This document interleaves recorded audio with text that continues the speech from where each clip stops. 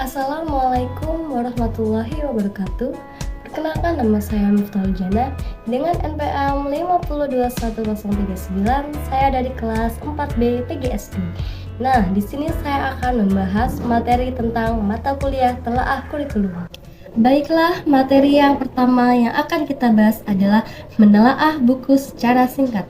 Banyak jenis buku ajar. Beberapa hal yang perlu diperhatikan oleh dosen sebelum menggunakan buku ini sebagai pedoman adalah menelaah buku secara singkat. Misalnya yaitu mengecek daftar isi, judul, dan latihan soal. Tujuannya untuk mengukur apakah buku tersebut menimbulkan minat dan perhatian mahasiswa atau sebaliknya. Materi yang selanjutnya yaitu buku guru.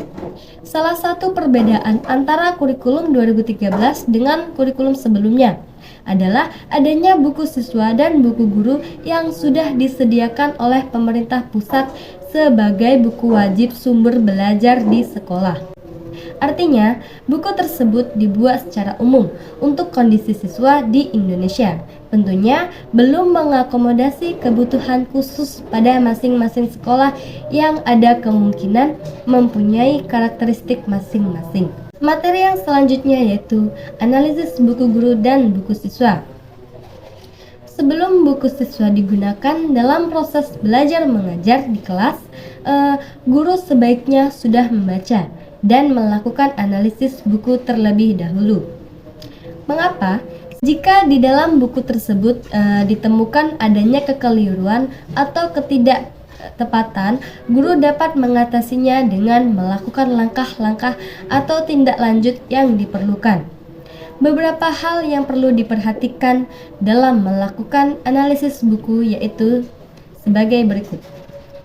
Yang pertama, kesesuaian isi buku dengan SKL, KI, dan KD yang hendak digunakan di kelas, yaitu hendaknya sudah dicek kesesuaiannya dengan kurikulum yang digunakan. Apakah sudah sesuai dengan standar kompetensi lulusan, kompetensi inti, dan kompetensi dasar yang sudah ditentukan. Yang kedua yaitu kecakupan materi.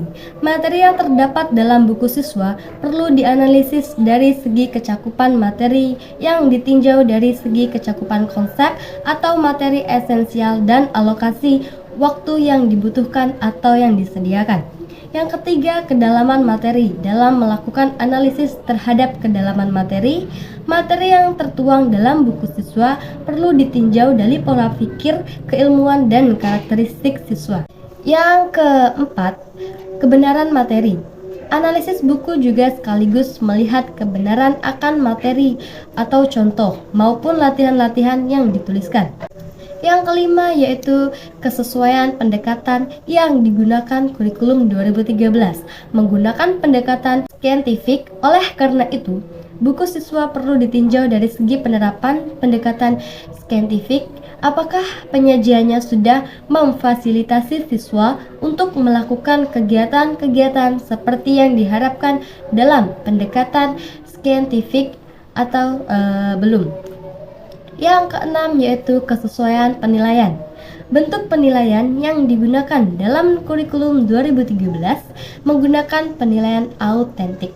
Oleh karena itu, buku siswa yang akan digunakan perlu ditinjau dari ketersediaan penilaian autentik yang terdapat dalam buku siswa tersebut.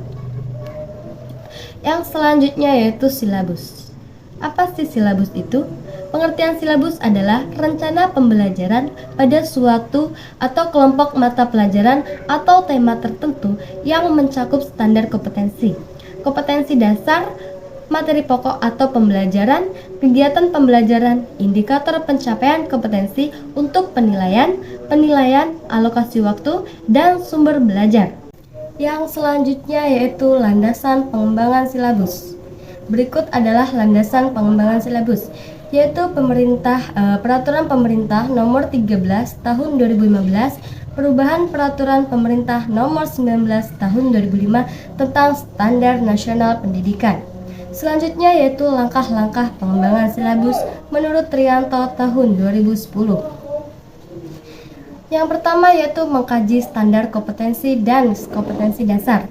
Mengkaji SK dan KD, maka mata pelajaran sebagaimana tercantum pada standar isi. Yang kedua yaitu mengidentifikasi materi pokok atau pelajaran. Mengidentifikasi materi pokok atau pelajaran yang menunjang pencapaian KD. Yang ketiga yaitu mengembangkan kegiatan pembelajaran. Kegiatan pembelajaran dirancang untuk memberikan pengalaman belajar yang melibatkan proses mental dan fisik dalam rangka pencapaian KD. Yang keempat yaitu merumuskan indikator pencapaian kompetensi. Indikator merupakan penanda pencapaian KD. Indikator digunakan sebagai dasar untuk menyusun alat penilaian. Selanjutnya yang kelima yaitu menentukan jenis penilaian. Penilaian pencapaian kompetensi dasar siswa dilakukan berdasarkan indikator. Dan yang keenam, menunjukkan alokasi waktu. Penentuan alokasi waktu pada setiap KD didasarkan pada jumlah minggu efektif dan alokasi waktu mata pelajaran per minggunya. Dan yang terakhir yaitu yang ketujuh, menentukan sumber belajar. Penentuan sumber belajar didasarkan pada SK dan KD serta materi pokok atau pelajaran, kegiatan pembelajaran, dan indikator pencapaian kompetensi. Demikianlah tadi materi yang dapat saya sampaikan. Jika ada kesalahan saya minta maaf dan kepada Allah saya mohon maghfirahnya. Saya akhiri, wabillahi taufiq wal hidayah. Wassalamualaikum warahmatullahi wabarakatuh.